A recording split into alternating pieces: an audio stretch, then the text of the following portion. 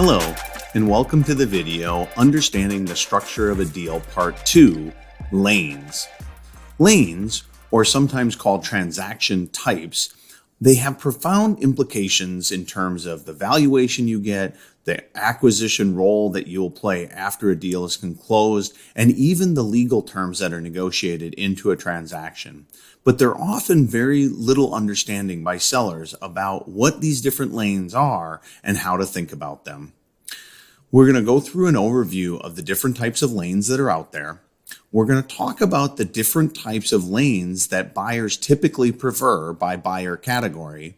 We're going to then dive way deep into a detailed description and example of each transaction and give you an example per lane. And then we'll talk about the pros and cons of each lane type. Okay, as you can see here, we've got our graph that talks about our lanes, our levers, and our lifts. And in this section, we're going to cover these 6 lanes. The first one is actually a lane that most people don't think about at all. And it's raising debt to grow the company, but not selling a part of the company yet, and instead raising enough money in debt so that you can take out money out of the business and taking it on a secured basis so that you've got the ability to get money into your particular ME account. The second one is a preferred equity transaction, which is essentially like an equity investment or purchase into your company, which gives a fixed rate of return to the buyer, but also a kicker. Then there's minority equity, which is selling less than half of the company, majority equity, which is selling more than half, but not all of the company, cash plus contingency, which might be stabilizations and earnouts, or cash plus non-contingent, which is selling 100% of it for cash and maybe some seller financing today. So don't worry if you don't understand all of the differences between these. That's the point of this video, to dive deep into that type of transaction structure. Okay, before we go into the different details of each, I did want to provide a visual map of what types of buyers typically like which types of structures. So if you notice up, and we'll start on the upper top, the individual financial buyer. Think of this as you've got a company and a wealthy doctor wants to buy your business, give it to his son. Okay. Most individual financial buyers don't have the sophistication to want to do complex structures, and they typically want to do cash and maybe seller financing and or cash and contingent. So as you can see, the red there is sort of shaded to that's typical. Now, that doesn't mean that an individual financial buyer might not consider a majority equity or a minority equity. It's just less typical. Aggregators tend to fall similarly, but they rarely do cash with no contingencies. So they're a little bit more in the cash plus contingent, but also do both rolled equity deals on occasion and also cash plus non-contingent. Strategic buyers is anybody that has an interest in either your niche, your category, or your capabilities. And so they tend to have the widest range because they're really in it for quote unquote more than just the dollars. Private equity, growth equity, and family offices will do cash and contingent or non-contingent deals, but they tend to do deals where they're keeping management teams on some level and like to align expectations by having the equity roll with them. And then debt is different types of lenders out there willing to lend to your business, and we call them venture lenders. Okay, let's start diving into the lanes in very great detail. So we'll start with the debt lane. The description of the debt lane is someone that will borrow money that's repaid over percentage or cash, a percentage of cash flow, or repaid over time. This debt allows you to take distributions out of the company because you're not always funding inventory, and you want to make sure to focus on it being business guaranteed only. That way, if something happens to the business, you're not personally liable. So instead, for example, of trying to always fund your inventory, we look at the example transaction. We borrow $500,000 at 8% interest on a 3-year term, and maybe we only pay interest for 2 years, or we pay it as a percentage of cash flow. That allows us to take more money out of the company, which diversifies our asset base in case something goes wrong, but we still own 100% of the company. And then when we exit the company, we do have to repay the loan as part of the cash-free, debt-free true-up. The next lane is what's called preferred equity.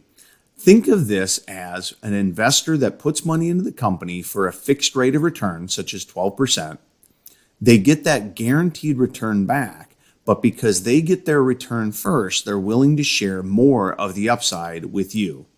The example would be someone that says, I'll put $3 million into your company, $2 million of it is primary, and $1 million of it is secondary. And the difference between primary and secondary is just what amount is staying in the business and what amount is going out to you as an owner. And they want a 12% minimum annual return, but they're not going to actually have you pay it like in a debt scenario. It's accrued but not paid. And then when you exit the business, they're guaranteed to get 150% return on their money, $4.5 million. And therefore, because they get paid back first, they're willing to split and give you the bulk of the upside, as you can see in this example, 80-20. That's slightly different than a minority equity. A minority equity transaction is where the investor is putting in enough money, but they're only getting under 50%. They'll have some rights, but they will not have the controlling votes of the company.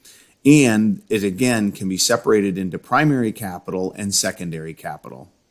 This same transaction might look very similar to the preferred equity, where $2 million is in and $1 million is out, but it was just done for a 30% stake in the business. And upon the sale, then you would, instead of splitting it 80-20, you would have to give them 30% of the upside.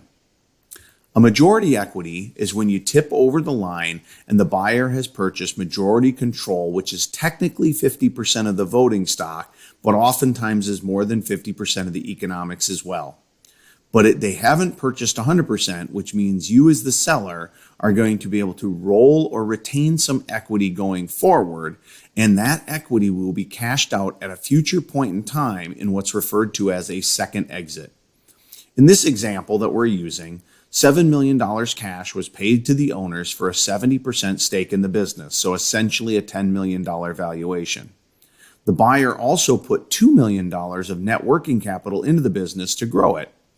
Upon the sale, let's just say they grew the company by 100% and doubled the valuation of the company.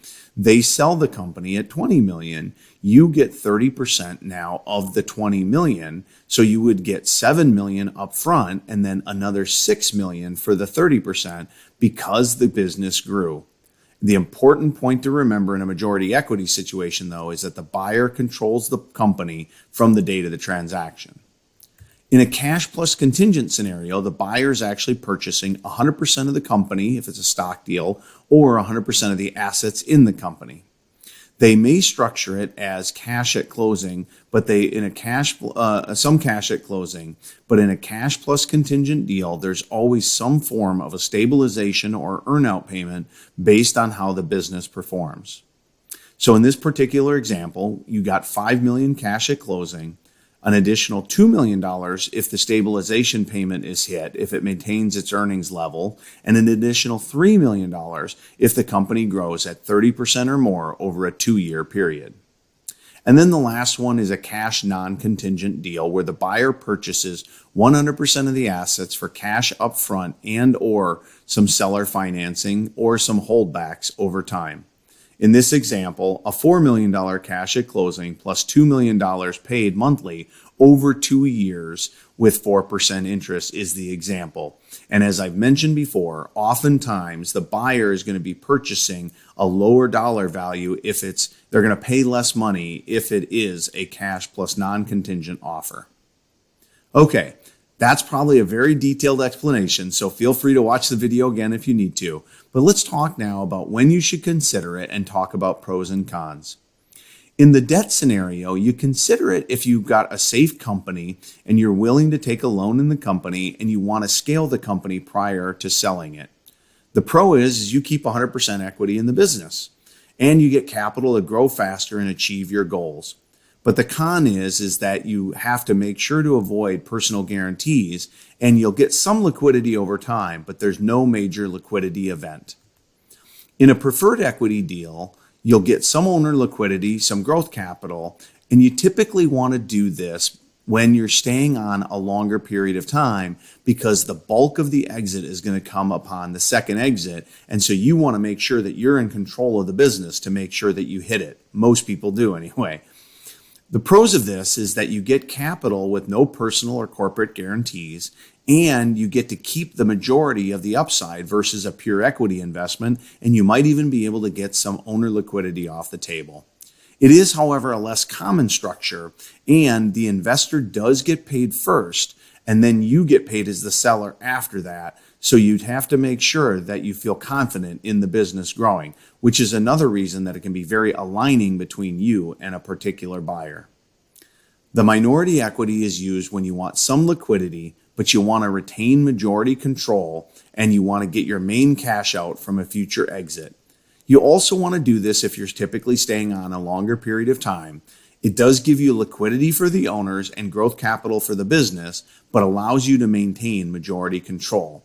However, it's very important in a minority equity deal, specifically with sophisticated investors, that there is some loss of control because the investor will have what's called blocking rights. And you are required to run the company longer term often, which can be a pro or a con depending on your situation. In a majority equity situation, you're selling majority control, but you're still keeping some for that second exit. And you typically do this when you want to stay on for a medium period of time, shorter than a growth or minority equity deal. It gives you more owner liquidity because you actually sold the company, and it still allows you to keep a second portion of that so that you can get upside based on the business being successful. The con of it is you do lose control in the company, so you want to make sure to really due diligence your buyer, and the second exits are typically further out than the next one, which is a cash plus earnout scenario. When you want the bulk of your cash now, you want to maximize some value with some future payments, and you're somewhat confident in a buyer, and it's a smaller transaction or with an aggregator, then doing a cash plus a stabilization and earnout deal could be for you. It allows you to get more owner liquidity and actually sell the business because you sold 100% of it. And you still get to earn some, typically not as much as a rolled equity, but you get some if the business does well. The disadvantage, obviously, is that you still are losing control of the company, and you better feel confident that those second payments can be reached because you'll have some risk, and you sometimes might feel that it'd be better to do a rolled equity deal if you could, because if you're going to take the risk, you might as well have the reward. And then finally, cash plus non-contingent. Use this when you want to get out of the business 100%, and frankly, you don't believe that you or the buyer will be able to do anything with the business. It's usually a decent amount at closing. The future payments are guaranteed, so it's nice and simple, but oftentimes it's the lowest, almost always will be the lowest valuation, and be very careful for people that want to stretch payments out over time that don't have the ability to pay them, because oftentimes seller financing is not secured, even though it is a promise. It is not secured like a bank loan. Okay. Now we've really gone into a deep dive on lanes, and if you think about this in combination with levers, you're starting to realize that there's a lot to doing a deal to maximize a valuation, which is an excellent new understanding to have. The key point is this: based on your projected growth over time, different lanes and levers both become available and make sense as a way for you to maximize your lifetime effective value or your lifetime effective multiple of a deal. Understanding that you as a seller have multiple transaction structures is a huge way to open your eyes to what the potential is of your exit. Rather than waiting 4 years to sell for a cash plus a contingent payment, you could consider doing a growth equity and sell 30% of the company now and 70% of it down the road. So rather than just assume you're going to build a company and sell 100% of it, make sure that you're actively considering each lane as you go on your path to maximizing your lifetime effective multiple. Thank you.